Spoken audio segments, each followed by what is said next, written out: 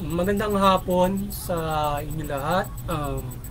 Ito po si Herbert Curia, author, promoter ng Bible Lives Promotions. Kakibat ang ating pananalig sa ating banal na Panginoon Diyos, banal na Panginoon Kristo at gabay ng kaliwanagan ni Banal Santa Maria, ay ating po binabahagi sa inyo sa linggong ito, ang mensahe ng ating banal na Panginoon Diyos.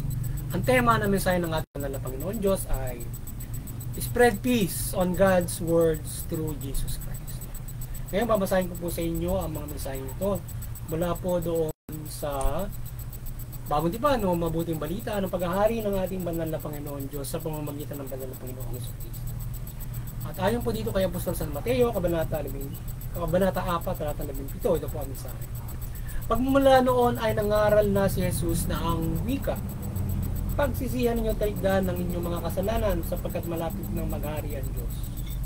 Pagpatuloy po natin sa mga taga-Epeso, Kabanata 2, talatang 17 hanggang 19. Ito po ang mensahe. Naparito si Kristo at ipinangaral sa lahat ang mabuting balita ng kapayapaan na sa mga inyong mga hintil at malayo sa Diyos at sa mga Hudyo na malapit sa Kanya.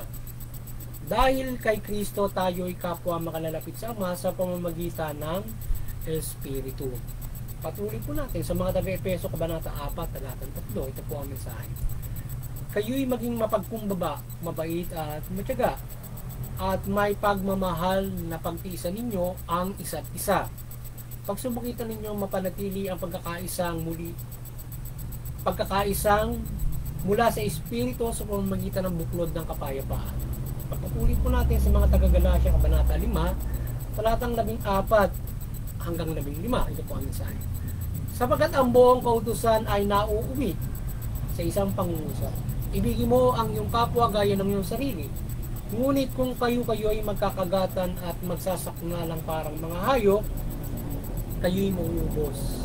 Pagpatuloy po natin sa mga taga-Roma, Kabanata 2, talatang 9 hanggang 10. Ito po ang mensahe. Maging tunay ang iyong pag-ibig. Kasuklaman ninyo ang masama. Pakaibigin ang mabuti.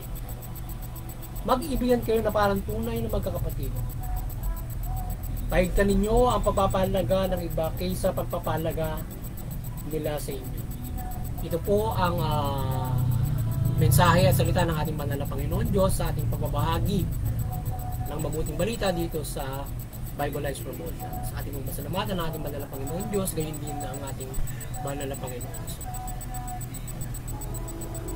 Maraming salamat sa ating banal na Panginoon Diyos at sa ating banal na Panginoon Kristo sa kanilang sakripisyo at pagmamahal at tabag sa sangatauhan. Ngayon ay paliliwanag ko po sa inyo ang mga mensaheng ito mula doon sa tema na Spread Peace on God's Words through Jesus Christ. Nais pong mabatid sa atin ng ating banal na Panginoon Diyos na nais niyang panaganapin ang kapayapaan sa mundo sa pamamagitan ng pagpapanaganap ng kanyang salita mula sa kanyang bugtong anak. So pinanaganap niya ang kapayapaan sa mundo sa pamamagitan ng banal na Panginoon Kristo at kanyang inihayag sa atin. So itong ating inihayag na ibinabahagi sa inyo o pag-iibanghelyo sa inyo at pagbabahagi ng salita ng Diyos, ito ay pagpapairal ng kapayapaan na nais ng ating banal na Panginoon Diyos sa kanyang pamamahala o sa kanyang paghahari. Nais niya na tayo ay pailalim sa kanya mula sa kanyang bugtong na nakatumiran yung kapayapaan sa mundo. At ang Panginoon Kristo nga ay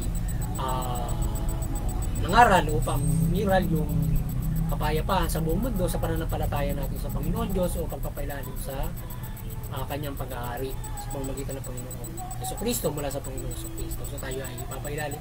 Gusto ng Diyos na tayo ay manampalataya sa Kanya sa pamamagitan ng pag-aari. Manampalataya tayo sa Kanya at pailalim sa Kanyang pag-aari mula doon sa Kanyang bugtong na anak. So tayo ay nais niya na pagharihan tayo ng Panginoon Kristo para manampalataya tayo sa Kanya. Sa pananampalataya natin sa Kanya. Para tayo Kanyang dinggin, makalapit tayo sa Kanya at magkaroon tayo ng pagkakataon na makapagbago at makaisa dun sa Kanyang tinakda. So, ipinangaral nga sa ating banal na Panginoon Kristo itong mabuting balita, ginawa niya at para umiral yung kapayapaan sa buong mundo. So, kaya Kaya tayo ay sa mga aral dito, tayo ay magpalaganap ng kapayapaan mula sa gabay ng mabuting balita, at tayo ay maging matyaga. Yan, tayo ay nagkakaroon ng pagmamahalan sa isa't isa, pagmamalasakit sa isa't isa, pagkahabag. Yan ang gabay ng mabuting balita, na tayo ay yung ang mabuting balita upang mayroon ng kapayapaan, at upang makapagpairal tayo nito, kailangan tayo ay mamold yung ating isipan, puso't isipan, ang ating pag-uugali through the yung inihayag o pinangaral ng ating banal na Panginoon sa Kristo. And then we spread peace, combat guidance para at umiral ng kapayapaan. So itong salita ng ating banal na Panginoon Diyos, ito ay ipalaganap natin mula nga doon sa simbahan na nagpapairal ng kapayapaan sa buong mundo, at doon sa mga kapamahalaan na kanyang itinalaga. So para umiral yung kapayapaan. So tayo ay ang mabuting balita ay isang pinakang gabay para umiral yung kapayapaan natin. At sabi nga ay yung para sa isang buod na pagpapairal ng kapayapaan mo, pamaiwasan mo yung pagkakasala, ay ibigin mo yung kapwa mo kaya sarili mo, malasakit ka. So huwag mong gawin sa iba yung gawin ng iba sa sarili mo. At kung ang lahat ay magagabay para magbago, pagsisihan nila ang kasalanan, magbalik loob sa Diyos, ay iiral yung kapayapaan, sapagkat bubuti ka, hindi ka gagawa ng masama, lalo na yung inequality sa ating nangyayari sa panahon ngayon. So patuloy tayong pinapalaya ng mabuting balita ng Panginoon Diyos, mula Panginoon Kristo, doon sa kasamaan ni demonyo, na lalo na halimbawa yung inequality na nangyayari. So tayo patuloy na pinapalaya dyan sa inequality para umiral yung kapayapaan. Kasi yung inequality nagdudulot ng digmaan yan. Because of yung iba nga ay nagkakaroon ng self-interest, hindi lamang sarili, maging grupo, maging bansa. So nagkakaproblema. So nagkakaroon ng labanan. Kaya yung mga bansa at maging doon sa loob ng isang bansa, because of inequality, mayroong mayaman, mayroon namang mahirap na mahirap. Diba? Nagkakaroon ng classes of society. So yung ganyan ay nagdudulot ng digmaan, naguluhan, just because of the inequality ng bansa, para politics, economic, social, and ganyan. So ngayon, with the guidance of God, gusto nyo umiral yung kapayapaan, so gusto nyo lang tayo ay magbago, magkabay tayo ng mabuti, magmuhay tayo ng fair, mamuhay tayo ng may pagmamalasakit sa kapwa, pag-ibig sa kapwa. So magitan ng gawin natin equal yung lahat ng ating pamumuhay. Na kahit napatalino mo, kasi merong matalino, merong hindi naman ganun matalino, pero may ganun matalino na bagay. Kasi yung sinasabi natin matalino, talaga siya doon sa bagay, pero hindi ka man ganun katalino, pero meron kang galing skills para doon sa isang bagay. Ganun, kahit hanggang ganun lang, pero kailangan ka para sa bagay. So kaya tayo may kanya-kanyang gabay ang ating biyaya, Panginoon Diyos, kaya tayo maging fair para sa lahat. So within that, na iiral yung kapayapaan. Kaya tayo ay patuloy na magkaisa sa Panginoon Kristo, sa pananampalataya pa sa Panginoon Diyos, at mapapairal natin ang kapayapaan. Patuloy na pagpapalaya at magbago yung mga nagkakamali. Sila ay mapanampalataya sa Panginoon. So ngayon, iiral yung kapayapaan sa mundo mula sa Panginoon Kristo, mabuting balita ng kanyang inihayag na nais ng ating banal na Panginoon sa kanyang pag-aari. Kasi nais ng Panginoon Diyos, siyempre sa loob ng kanyang pag-aari, ang kanyang pamahal, kapayapaan ng Panginoon. Ito, para umiral ng kapayapaan, ang Panginoon Diyos ay nagpatawad, Panginoon Diyos ay nagbigay ng pagkakataon, hindi ba sa supil ng supil. So even though ang Panginoon Kristo nagsakripisyo sa krus para tayo ay umiral yung kapayapaan, para tayo mapatawad. Kasi hindi ba sa supil ng supil, di ba? Yung Panginoon Diyos. So binibigyan ng pagkakataon ng mga tao. At para makaisa doon sa buhay na walang hanggan, at sa pamumuhay na ito ay magkaroon ng pagkakataon na makapamuhay ng mabuti. Kaya kung sa mga nagkakamali. Kasi syempre, yung ating katawan ay vulnerable na, kaya nga tayo minumol na matuto tayo na magkaroon ng makapagpasensya, magpagmamahal, etc. habang. So ngayon, kung tayo naman ng puso at isipan, tayo ay hindi basta-basta natutokso na gumawa ng hindi maganda. To the extent na mas malaki yung inequality nga na gusto mo, ikaw ay siyang mag-ahari doon sa isang bansa, ikaw lamang yung may pinakamayaman, ikaw yung may kapangyarihan, kaya ay gamitin mo yung gobyerno para dyan, ay hindi mabuti yun, diba? Para sa ilan, diba? So, kung magiging fair, hindi magiging ang pamumuhay natin. Mawawala yung labanan, iiral yung kabayapan. So muli, sana nagabayan na naman kayo ng Bible Lives Promotion sa inyong spiritual na bumuhay. At kayo ay magkaroon ng malaking pag-asa sa inyong kaligtasan spiritual. At kayo ay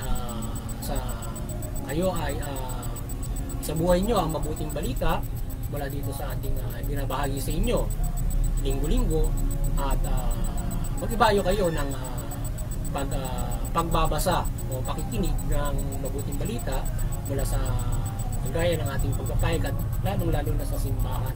Siyempre, yung ating pagkakaisa roon, yun ang kailangan palagi, at yung sakramento. So mga hindi na palataya, kayo ay maliwanagan, kayo ay manampalataya sa Panginoon Diyos, kayo ay magkaroon ng kayo ay sumailalim doon sa sakramento para sa kaligtasan spiritual, binyag, yung sa espiritu, sa tubig. Mga kailangan kasi yun para maano yung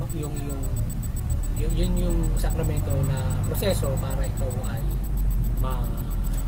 para mapatuloy pa sa buhay mo ng mabuting balita. Hindi pa sumunod. So mayroong ganun yung proseso doon sa pananampalataya ng Kristiyano. So sana ay yung mga hindi nanampalataya. Ngayon, doon sa interfaith-unity ay patuloy na tayo ay magkaisa at patuloy na tayo magkaisa sa interfaith-unity at yung bawat mga reliyon ay yung bawat mga reliyon ay kayo ay tayo magkaisa at unawain natin yung ating mga paniniwala. Hindi ito nauwi sa karahasan, hindi ito nauwi sa digmaan. So, at instead nagkakaisa tayo at nagpapahirap ng kapayapaan. Maging ehemplo sa pagkakaisa ng mga bansa, mga lahi, lipi, yan ganyan. So, yun. At saka muli, sana maliwanagan ang CBCP and Vatican Church na kayo ay ang maliwanag ng CBCP and Vatican Church, patuloy nyo pagbuklori ng sangato sa pananampalataya sa Panginoon Diyos mula Panginoon sa Kristo at mabuting balita. At sa ating munting kakayanan sa pagbabahagi ng mabuting balita at paglilingkod natin sa Panginoon Diyos sa ating munting kakayanan ay nawa ay gabayan tayo ng Banal na Santa Maria at sa ating pagbubuklod ng sangkatauhan sa pananampalataya sa Panginoon mula Panginoon sa Kristo at mabuting balita na ating ibinabahagi sa inyo linggo-linggo niya. At dalangin natin na tayo ay gabayan ng ating Banal na Santa Maria, ng Panginoon Diyos, Panginoon sa Kristo, Espiritu Santo, ng kanyang pagpapala, pagmimilagro upang sa ating pagbabahagi ito ng mabuting balita mula sa Banal na Santa Maria. Paggabayan tayo ng kanyang milagro, kaliwanagan at iba't ibang pagpapala at himala para ibahagi ang salita ng Diyos. Gabayan tayo ng kaliwanagan sa pagbabahagi pagbabahagi ito linggo-linggo at iba't ibang mga pagkakataon. At doon sa mga kapamalan, kayo ay maliwanagan ni Banal na Santa Maria ng mabuting balita, magabayan kayo at mamahala kayo ng mabuti, mamahala kayo ng patas na hustisya, tugunin nyo yung karapatang pantao. Sa gayon ay makapamumuhay na maayos ang iyong nasasakupan o ang isang bansa kung mamamahala ng mabuti ang bawat mga pamalaan sa bawat mga bansa. Kaya kayong mga kapamalaan, kayo magabayan ng mabuting balita. So yan ay ating yan ang gabay ng Panginoon Diyos mula dito sa ating pagbahagi ng Bible Lives Promotion ng mabuting balita na magabayan ng mga kapamalaan ng mabuting balita at kayo ay mamahala ng mabuti yan. At sana yung pagmimilagro ng banal na Panginoon Diyos ay gabayan tayo sa ating paggabay sa kapamalaan ng mabuting balita, siyempre sa pangalahatan. Muli ay magandang hapon sa inyo lahat at sana tayo ay patuloy na gabayan ng Banal na Santa Maria, pagpalain tayo ng Panginoon Diyos, Panginoon sa Kristo at protektahan tayong lahat sa lahat ng uri ng kasamaan at peligro. kung ano mga kapahamakan sa buhay at tayo ay pagpalain ng kasama na. Magandang hapon sa inyo lahat.